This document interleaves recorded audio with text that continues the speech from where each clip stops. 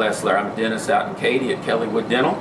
A lot of times patients come to me and they say, oh, I just dread dentistry. It's so painful, it's so uncomfortable.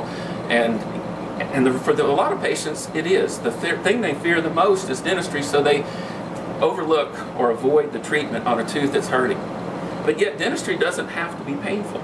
You know, people often say to me, well, doc, I need some Novocaine. We haven't used Novocaine in 30 years. Xylocaine came out, was better than Novocaine, and lately in the last 5 or 10 years, something called Septicaine has come out. Septicaine allows us to get just 1 or 2 teeth numb. Even getting numb does not have to hurt. There's something called the gate theory of pain, and in the gate theory of pain it says a strong but non-painful stimuli will override a weak but painful stimuli, in other words an injection. So my assistant, Tina, who's been with me nearly 20 years, she takes it upon herself to shake your shoulder.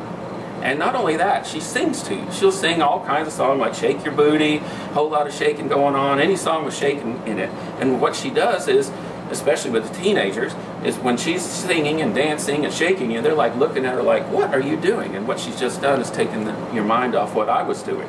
And with the new anesthetic, I can actually add a little anesthetic and get something numb about the size of a BB, just a tiny drop while Tina's shaking you.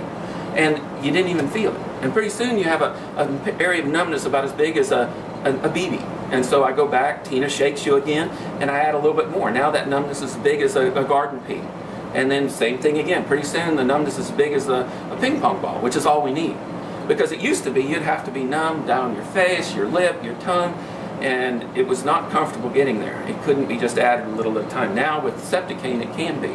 So if you're someone that's been afraid of dental work because you remember, oh, it was so uncomfortable, that really doesn't have to be that way anymore.